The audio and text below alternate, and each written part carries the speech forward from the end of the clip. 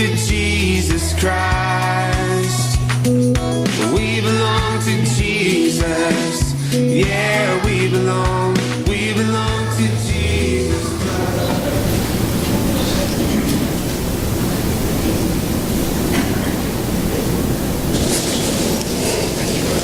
So with the holiday weekend or week and a lot of the activities that was involved in with Harvest Church and stuff like that with VBS, we just kind of decided, I kind of just decided that we were just going to have regular service tonight here, not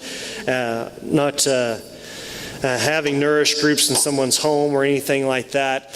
So we will be meeting tonight at 6 o'clock here for discussion and a meal, and hope that you guys can come. Kind of piggybacking off of VBS's theme of Maker Fun Factory.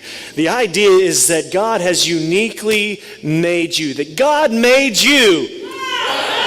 Wow, you guys are still on kind of VBS high, and so am I. Just fitting everything in one day kind of feels like that it's a rush. But just kind of knowing this, let's kind of break it down as adults, okay? As adults, we know that God has uniquely packed your bag. We're kind of getting geared up and ready for just kind of a short stint vacation, 3 days, Tuesday, Wednesday, and Thursday. Let you guys know that we're going to be gone at that time. So if something comes up, call Jimmy. He's your man. You can call me. I would love to oblige whatever's going on in the life of the church whenever we're gone. It's not a burden to me at all. But we're kind of gearing up for that. We're thinking about things in which that we need while we're at my brother's house at Lake Eufaula. And so we're like putting flip-flops and swimsuits and stuff like that, sunscreen. And I got to thinking about all this stuff in which we pack, and just know that God packed your bag. Whenever He created you so unique with these gifts and all these abilities. And I get to thinking about some things coming off of District Assembly about providence. You and I are here in Watonga. Many of you have the capabilities of working. Some of you don't. I understand that, but that also gives you a little bit of time. Some people are equipped with resources that other people don't, but I'm just thinking about myself. In the providence that God has given me, He has uniquely equipped me with gifts and talents and resources, and I've just been kind of wrestling with that a little bit. And so you think about that for a minute for yourself. In regard to how God packed your bag, God made you unique in the way that you are and with purpose. Obviously, it's with purpose. I'm getting just a little bit of feedback. Thank you, Carrie. You're the man. Whenever you think about your life and He made you, and so I'm assuming not everybody slept on the ground last night. If you did, it was with purpose, right? You went camping or something. Most of you slept in a bed last night, right? Do you know that just simply if you own a bed and you're sleeping in a bed, do you know that you're in the minority of the world? 7 billion, almost 8 billion people that occupy the world. You are in the minority. The fact in which that you slept with a roof over your house is another thing. The fact that most of you own a vehicle, and yet some of you probably own 2 or 3 in your house, puts you in the minority of the world. For some of you that actually have a room attached to your house that stores those vehicles, makes you even more of the minority of the world. The fact that some of you have a change of clothes other than the clothes that you're wearing today. And some of you are laughing on the inside. You're probably thinking, I've got many clothes to change. I even got a closet with that I say that half of it is mine. I really don't get a chance to use half of mine. I mean, it's starting to look very feminine on my side of my closet. And all of a sudden, we're beginning to see ourselves as this person that not only that God uniquely gave us the providence that we're in, the place that we're in, but we've got to come to a realization that maybe that it's not just about yourself. You're gifted. Some of you have certain talents and abilities. We have resources. And I believe the question we have to answer this morning is, why did God trust me with all this? I mean, if I am in the minority, and I know that some of us are probably, some of you are looking at me and saying, Kason, I've got struggles as far as resources are concerned. And a lot of that, I'm just going to flat out say it, a lot of that comes from a comparison. You're looking across the room and you're like, talk to them, not me, about resources. But I'm going to say, there might be some exceptions to the rule, and maybe if you put a percentage on it, maybe 98% of us in this room have more than what we need. At some point in our lives, we have to come to these moments of truth where we think in terms, obviously, that this life is more about just me. Obviously, it's not about spending all of this talent and ability and gifts and resources for myself. Okay? It's not about just spending. Obviously, God has blessed me so I can, here's the word for the day, invest. I can't remember what cartoon that was. I think it was Pee Wee Herman. Pee Wee Herman, yeah, it's not a cartoon. That anytime he had the word of the day, he says, the word of the day is, and everybody goes, Arr! Anybody remember, anybody watch Pee Wee Herman? Am I the only one? Okay, thank you very much. So just this side of the room over here, Justin and Julie are the only, and Tara, no. Anytime that we hear the word invest, we're going to go, Arr! Pee Wee Herman. I don't know. Maybe we should just close up shop right now and just move on, right? Talking about Pee Wee Herman on Sunday morning. Let's get our mind right. Let's turn to Matthew chapter 25. You know, Phil, you watched it. You're just not willing to admit it. Matthew chapter 25. And I'm going to start with verse 14. Okay? So Jesus is talking in parables here, and we know what a parable is. Don't really mean to insult anybody's intelligence, but we just know that it's a story with a meaning and a point behind it. We talked about idioms last week. Parables are something similar. The idea is that there is double meaning. There's the story and the underlying story that's being told at the same time with parables here. And it reads like this. The kingdom of heaven, what are we talking about? The kingdom of heaven is like a man who was leaving on a trip. He called his servants and handed his possessions over to them. To one he gave 5 valuable coins, and to the other he gave 2. The other versions that you might be reading saying that he gave 5 talents. Okay? And I kind of like to stick to that type of idea. Okay? He gave to each servant according to that servant's ability. I think that holds some type of weight to kind of hang upon those words and say, he gave to each servant according to that servant's ability. Then he left on his journey. After the man left, the servant who had 5 valuable coins took them and went to work doing business with them. He gained 5 more. In the same way, the one who had 2 valuable coins gained 2 more. But the servant who had received 1 valuable coin dug a hole in the ground and buried his master's money. Now, after a long time, the master of those servants returned and settled accounts with them. That is an accounting term. You guys know who Matthew is, right? We're reading out of the book of Matthew. He was an accountant.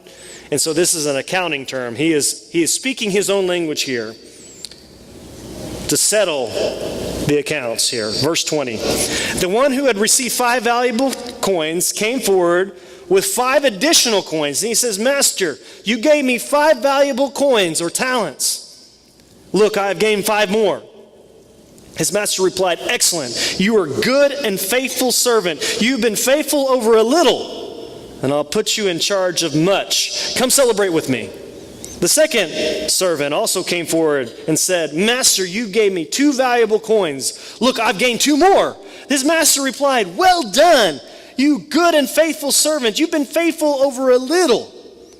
I'll put you in charge of much. Now come celebrate with me. Now the one who had received one valuable coin came and said, Master, I knew that you were a hard man. You harvest grain where you have not sown. Let me say this again. You have harvested grain where you have not sown. You gather crops where you haven't spread seed. Can I say that again? You gathered crops where you haven't spread seed. So I was afraid, and I hid that valuable coin in the ground. Here's what's yours. His master replied, You evil and lazy servant, you knew that I had harvested grain where I haven't sown, and then I gathered crops where I haven't spread seed.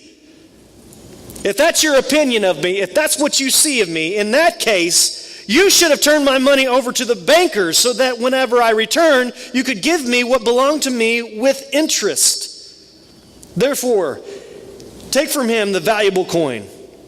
Give it to the one who has 10 coins. Those who have much will receive more than they will have more than they need. But as for those who don't have much, even a little bit, they will have been taken away from them. Now take that worthless servant and throw him outside into darkness. People, there will be weeping and grinding of teeth. These are harsh words. And to be honest with you, if we keep on reading, they get even harsher. The words of Jesus. Can we pray? Lord, I thank you that you have blessed us with resources, with gifts and abilities. I pray that you bless this word to our understanding and equip your servants. In Jesus' name, amen. I had a friend a few years ago. Now you think that I'm making up the story, right? Had a friend. I had a friend a few years ago that whenever Hurricane Katrina came, it was more media about a hurricane than what we have seen since then. A lot of people seeing, you guys remember like the images that you've seen of people on the roofs waving their hands up there with the helicopters coming, and just kind of this devastating type of thing. And now it becomes kind of like this insider type of joke of like, it's like Katrina.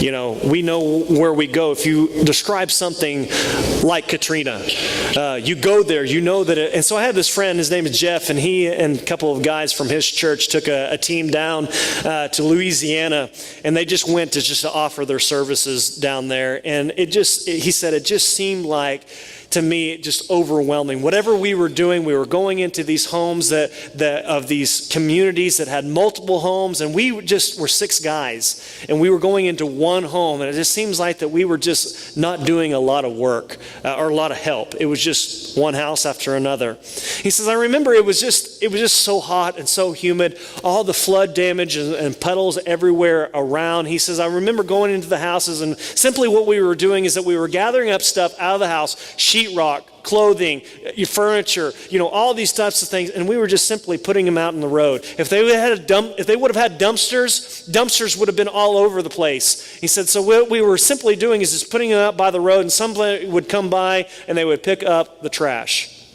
He says, I remember working all day. I remember taking a load outside by the street, dumping it. I can remember I was so hot, I was sweaty. I took my gloves off and I wiped my forehead like that. And as I put my head down like that, I caught a stench, an odor.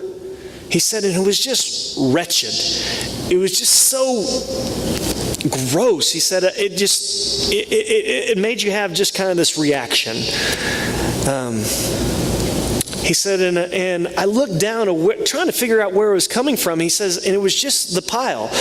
There was curtains, there was clothes, there were computer keyboards, there was plastic tubs and all these different types of things. And he says, it just stunk. He said, it looked like that this stuff was just not, it was worthless. TVs and all this type of thing, it looked worthless. And it smelt so bad.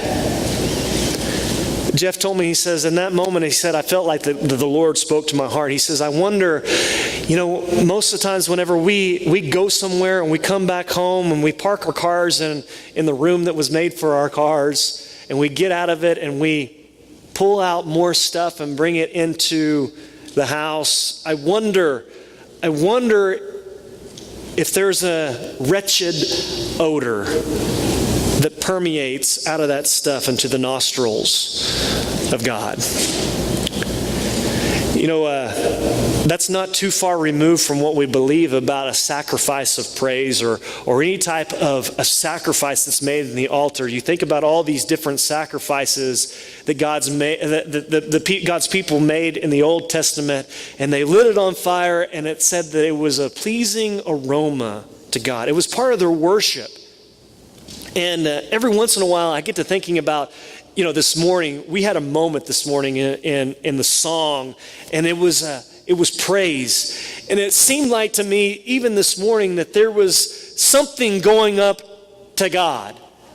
It was our praise. And I get to thinking about, what does that look like to God? And I get to thinking, it probably smells to God, and it's a good aroma, because it's the image that we get out of Scripture, that these praises are sent up as an aroma to God. And sometimes with our life, with our resources, we take our resources and we just try to accumulate stuff, and it becomes an act of worship, and it becomes an aroma that is the stench in the nostrils of God. One day, whenever you think about all that God's given you, I think the question is, what does God really expect of me? Of all these things that He's entrusted me. And there's a time in my life where I begin to realize it's not just about me. And I wonder if somebody's looking at me this morning saying, Kason, I probably don't think about that enough. I've got to wonder if somebody is saying to me this morning, I pretty much spent it all. As far as money is concerned, I pretty much have spent it all.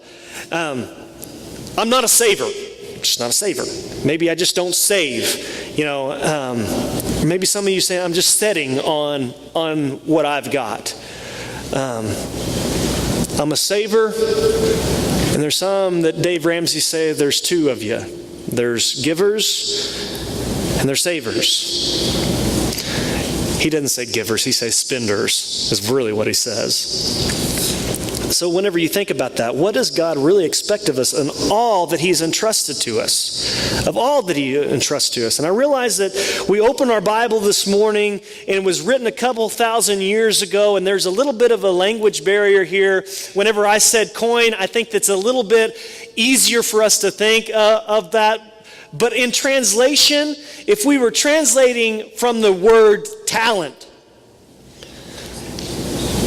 we know that the word talent in biblical times was 10,000 denarius. And some of you are looking at me, I don't know any more than what I knew about talent, denarius, And so what we know about denarius is a day's work. So a day's work times 10,000. So how much is that worth? I don't really know. And so basically all week long I've been searching to try to figure out what this might look like. And so this is probably a horrible translation, but would you bear with me? Okay? Say for instance that today that we were saying, if you were to pay somebody a really good day's work, that if we got a college student here or somebody that is looking for just a day's work, and you have a local farmer that says, hey, I will pay you $12 an hour. And why $12 an hour? Because the math is easy for me, okay? Bear with me. And say, for instance, that they work a full day. And at the end of the day, say that they work, 8-hour day, they get paid, help me out, $100? Huh? 96? We'll just say $100, okay? Just for my sake. And $100 a day is good, okay? And so if you were saying that a good day's work is $100 and a denarius is 10,000 talents, you can do the math for me. A talent is $1 million. So, to one person, this master entrusted $5 million to. Whew. What do you do with it? Another one, $2 million.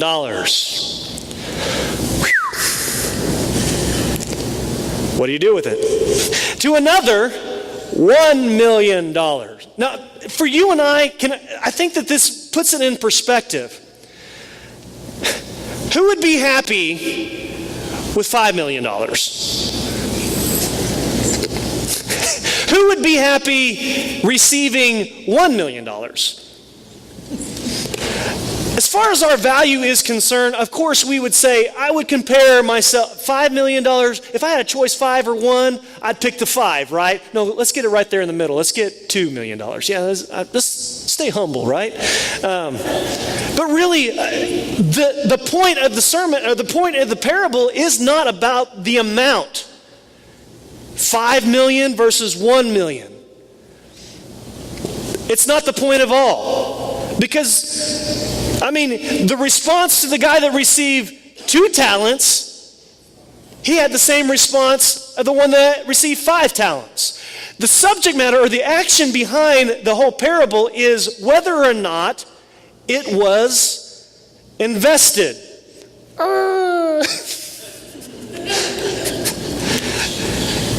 That's the point. It is not at all about the amount. I wrestled with this all week long and just thinking, because there is the phrase right at the beginning that the master gave according to their ability. And I'm just thinking, well, the guy with 5 million?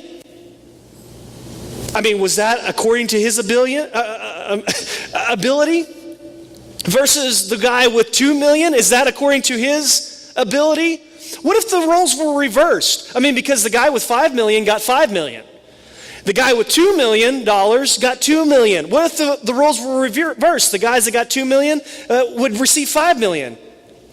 The results was the same. Whatever was given back to them in the same amount. And so the master is just so upset. He's upset with this one that received the $1 million that he just basically sat on it. And he said, you know what you should have done? And if you were not savvy with whatever that he said, you know what, here was an idea. You should have given it to somebody that knew about investments. You should have gave it to the banker. You should have given it to somebody that was a little bit more savvy or knew kind of about what would it mean to receive back. Now, some of you have investments, and really the truth of the matter is we have to go back to really what the subject matter of this parable is about. He says at the very beginning, the kingdom of heaven is like this. And we have to realize that the subject matter is money here, right? We have to realize that the subject matter is this. But it goes even beyond that. Because it seems like that there is an ability, gave them according to their ability. It seems like that there's a little bit more that is going on than just money. Okay? So the only question, the only concern the master had was whether or not the servants invested it. What he had entrusted today is that he entrusted with you. And the question is, are you investing it? You know that I'm not talking about Roth IRAs, right? You know that I'm not talking about going down to Mr. Steve Polson there at Edward Jones and giving him a hand of money there and say, go ahead, do whatever you want to with it. I remember listening at a district assembly at NMI convention. I can't remember, maybe Darla can remember, and maybe this doesn't stick out to you like it stuck out to me. But I remember there was a missionary from South America. He was a really good storyteller. And he was telling a story about this guy from South America. And he tells a story about somewhere down in South America. I can't remember where the country was, but he remembered listening to a speaker a local guy, in his own language. He was holding up a finger, and he was translating in his mind what he was saying. And lo and behold, what he was saying is he brought news from a neighboring community of somebody that had flooding and landslides, and they said his heart was just breaking. Tears were coming down his face, and he was preaching with passion. And in his translation, he says, that community has lost everything. He says this, listen, he says this. He says, I remember him saying with passion, he says, many of you have more than one shirt. Many of you have 2 shirts. Send one. Send one. Another story that he told, he says, I remember I was in Peru, Lima, Peru, and one afternoon, whenever they were in the Andes Mountains, they went to this church, and I was sitting on the front row. He said, and by the front row was an altar that they had made with their own 2 hands, and I remember that this lady was holding a string and dragging a string, and he said, at the moment in time, I just looked at the lady, and she looked at me, and she smiled, and she waved at me like that, and then she went to the altar, and she tied the string to the altar, and he said, I didn't know what happened until a chicken that was tied to the other end of it started bucking right beside me and clucking, and I got to thinking, what is going on here? And then it dawned on me, he said, that was her offering. That was her offering. She was given a chicken. Never. See, I think that you and I have issues. Amen. But the issue is that whenever we come to a place, whenever we're always comparing ourselves, because we're talking about things in which that we say, money is a part of our lives. I don't know about you, but if not every other day, daily, I check my bank account statement. Not because that I'm wondering what Cassandra is spending, but because I'm wanting to make sure that I've got something in there. And I tell you what, there was one day, Cassandra was working, it was Friday, and the challenge was for me that saying, this is my Sabbath day. I'm taking a Sabbath, I'm going with intent not to spend a thing. And how challenging it is to just say, I get bored. Let's rent a movie. How challenging is it to say, I need a little bit of sugar fix. Let's go down to Hutch's and get something. Just $1. How challenging is it just for us? Just challenge yourself. Could you spend a day without spending a dime? And just using the resources in which that you already have? It's challenging. And I think that, not that God requires it, but I think that that's kind of what sets us apart, is taking a break. Taking a break from spending. You see, there's a difference between spending and investing, And so, I had a point. I don't know if I'm going to make it or not, but I lost it. But whenever I read this parable, I learned that it has nothing to do about what you have. It's never about that. I have issues, and I do. The issue is that I compare. I get to thinking, God, if I had the talent, trust me with that talent. See what I can do with that. Just give it. And I look at people's giftings and their abilities. Yes, I was up here playing the banjo and doing this, and Phil kind of leans over to me and he says, if you kind of was on the Dick Van Dyke show, put some things in between your legs and you could just kind of do this and play more instruments at the same time. You're thinking, are you kidding me? You look at other people and you say, yeah, there are people with more talent than what I've got. And I get to thinking for a second, I'm like, you're going to be judged more harshly than what I am because of all your giftings and all abilities. And Jesus says, shh. It's not about that. It's not about what they have. It's about what they invest. And so there's stories that people have said, about pastors that would stand up and say, bring out your dollars, give to the church. And it's not about even that. It's not about a campaign to gain more money. It's about investing. Dad works for a company, One Oak, and because that I'm closely related to it and I work for that company, I know kind of the ins and outs of that, and I was just thinking, I can spend a couple of dollars and I can invest in that because I think that it could put us back into a better financial situation. And so I'm looking on Scottrade of that type of investment, and so I'm investing in it, and I get nervous if you sit there and watch it and the price starts going down. You know, you're thinking, what's happening with my money? And you get really excited whenever you can see gains, right? You get really excited whenever you can see the product of the investment in which you put in. A lot more like if there was a local business that had some type of cause in which that you put into like the Crystal Bryant cookies or something like that. Just think about a business like that or something like that. And then all of her proceeds went to sending kids to children's camp, and you just think, man, that makes you feel good. Or I hate fireworks, but I love teenagers and they need to go to camp. So I'll go buy a couple of fireworks for that. And there's a little bit about me that's just like, forget the fireworks, just take my money. Because you might as well just be burning them up in the air. I know I'm bah humbug whenever it comes to fireworks. But you get a little bit excited. You get a little bit excited whenever you see a return on your investment. That's why I think that it's so easy. It's so easy for us to give to a place like VBS.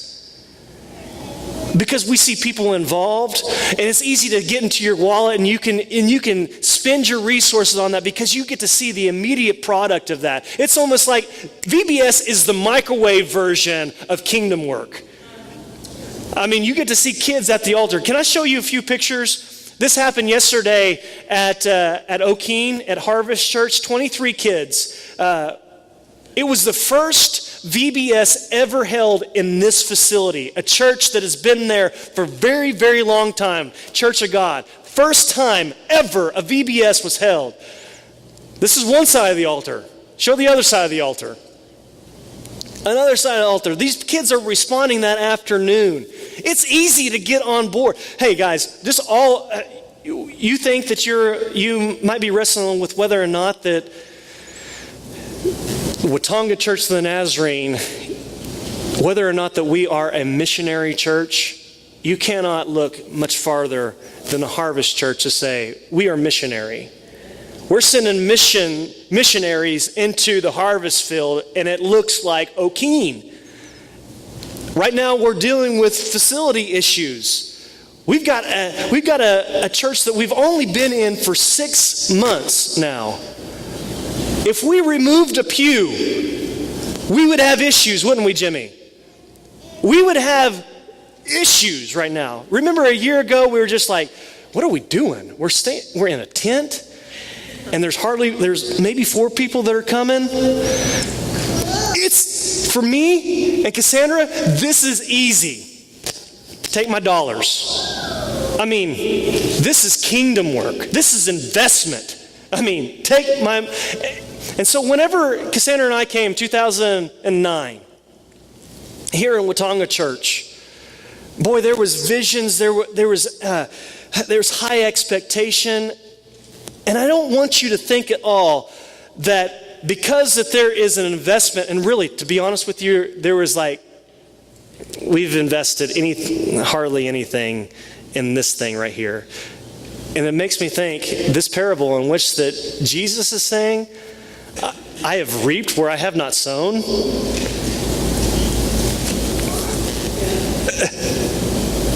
We haven't sown there. We just went there, and there's really 0 to none investment in this particular project.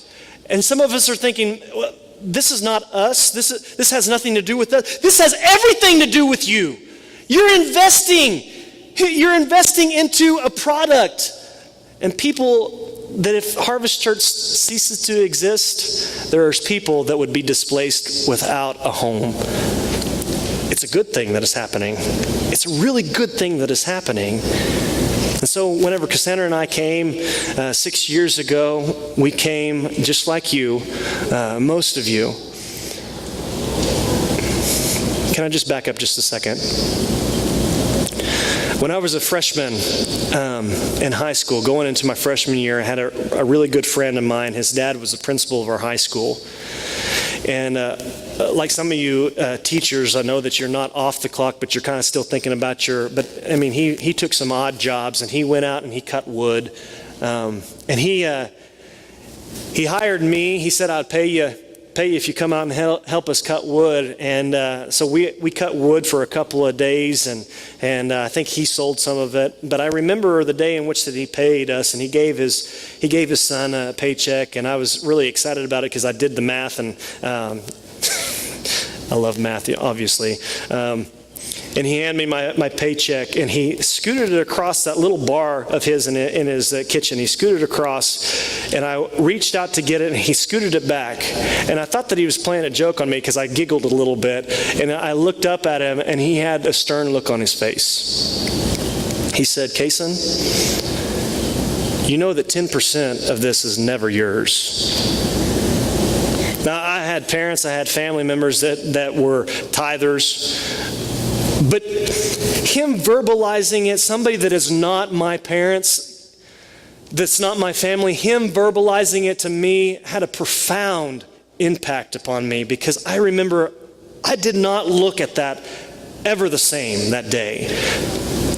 Somebody that was not responsible for me came to me with a biblical principle and shared with me, this is not all yours.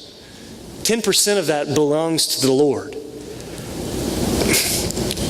I never had a problem with that since. It's become fundamental to me. It's never been an issue for me since. And so whenever we came 6 years ago, we come just like you every Sunday.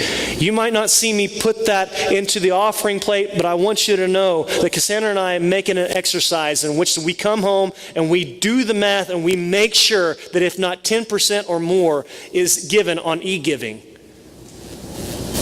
Because 10% is always His. Before bills are paid for, before that we count the investment.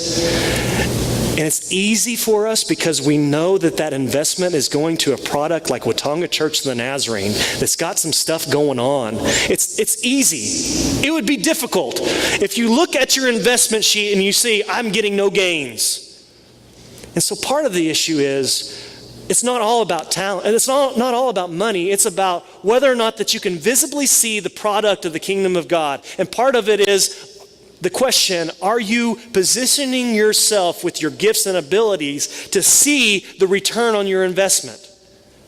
I see it. I'm here every day. I get to live life with you, and I get to see the product of what the Watonga Church, not the building, but its members are investing in. And it's good stuff. I've got a helper. I've got helpers. And we feel like that we're on a team. Jimmy's coming to me, and he's got these seedling ideas about a church plant in the Philippines. We're still working out the details of it, but how exciting is that? About planting a church in the Philippines. I've got some stirring up stuff in my soul here in the Watonga about investing in the youth of our community and building up and beefing up what we do in a week's time on a regular basis, from VBS to Weebies. And I can't wait to one day on a Sunday morning just kind of see how that unfolds out.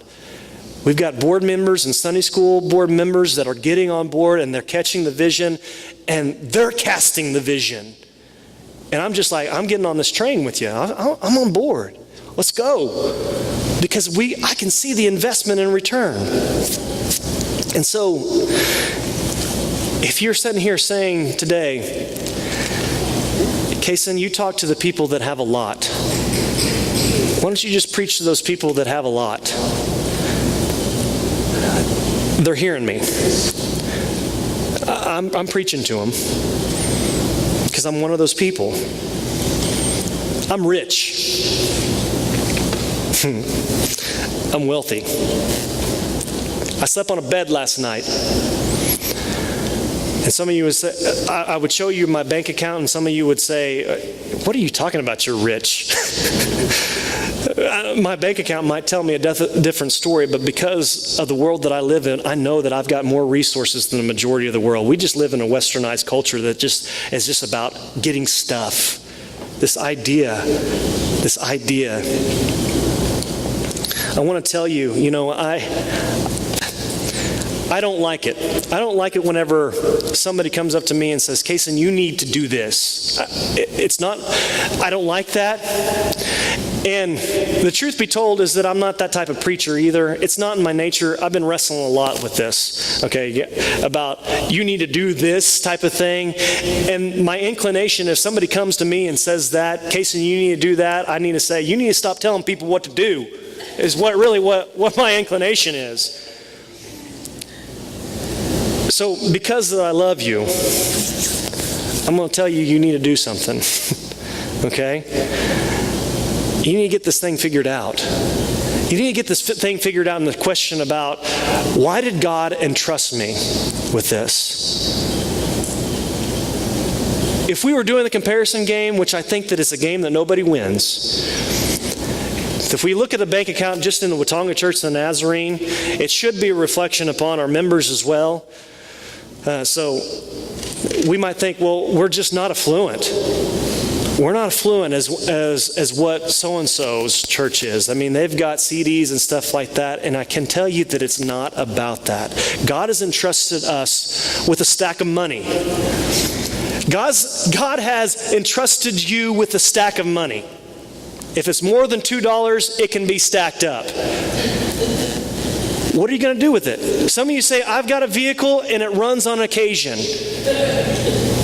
So the question is, what are you going to do with that vehicle that runs on occasion? How are you going to serve the Lord with that?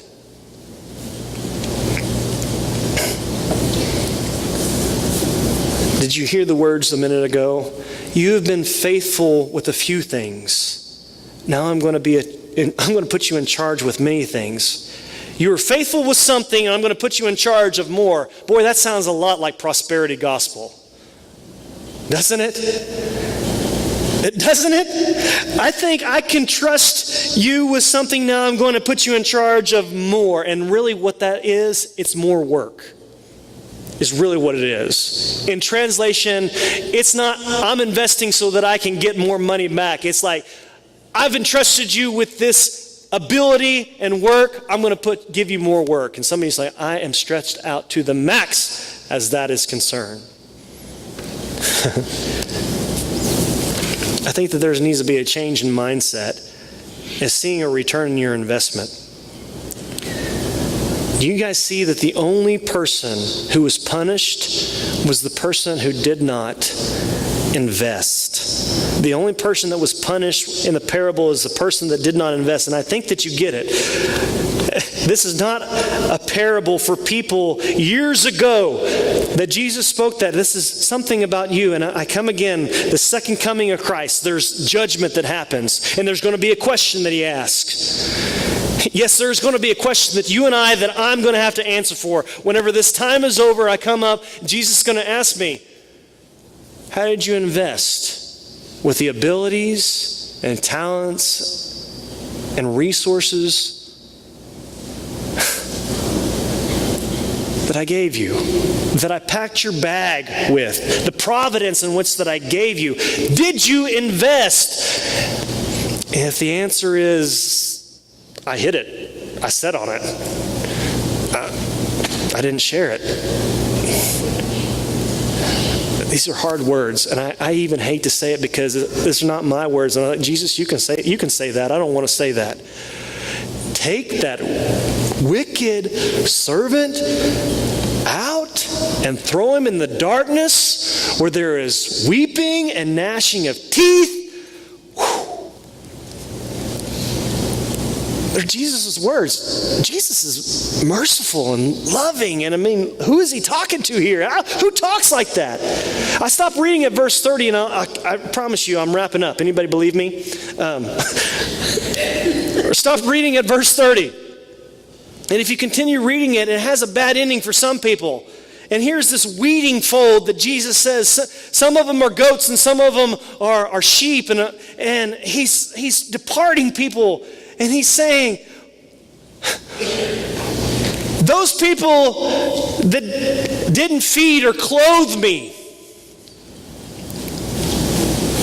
And people responded, when did we see you like this? When did we see you in chains? When did we see you hungry? When did we see you naked? He says, because I was hungry, you are not concerned about the fact that I was hungry. And if I was thirsty, you refused to take me in when I was in prison. He says, if you didn't do it for the least of these, you didn't do it for me. And for the question on Judgment Day is, did you invest? One of the things that I'm very, very thankful for Ben and Alyssa Nikolai is that they did this thing in our church that changed our lives, and it changed the way that we even give and invest. They did this thing called financial peace. They did a couple of sessions for a few people, and some of you were a part of it. But it put us on this trajectory in which that it allowed us to be more generous. And I'm not saying that just to be bragging. I really wanted to brag upon them because I wanted that their investment in investing in my life has changed and it spread. And so we've taken certain steps and we continue to take certain steps. And so I just say that just kind of in closing, just to say that maybe some of you are just like, man, I'm having trouble just paying my own bills. And so about investing, as far as that is concerned, I can give of my time, I can give of my efforts, but as far as finances go, that goes first of all to bills. And I'm really okay if that's okay, if you really can settle that in your heart about that. But the parable is about money. I mean, we can't deny that, and I can't overlook that as much as I want to. That's a touchy subject, and pastors, some pastors, I don't like talking about it. I don't. But if there's resources out there, maybe that you come to me and say, let's do that again, because I want to participate. I want to be able to put myself where I can invest in the things that are happening and that I can see a return on my investment, because the truth of the matter is we get to see things that happen where we don't sow, because we're a part of God's kingdom and we see a return on that investment. Could you stand with me? Father, your word is so powerful and it's so clear and it speaks clearly to our hearts to answer the question, what do you expect of me whenever it comes to investing? And I pray that you answer that question, that you settle it in our hearts, Lord. And I want you to know that the heart behind it, the heart behind the messenger, God, is not to put the Watonga Church of the Nazarene upon a different financial level. God, I want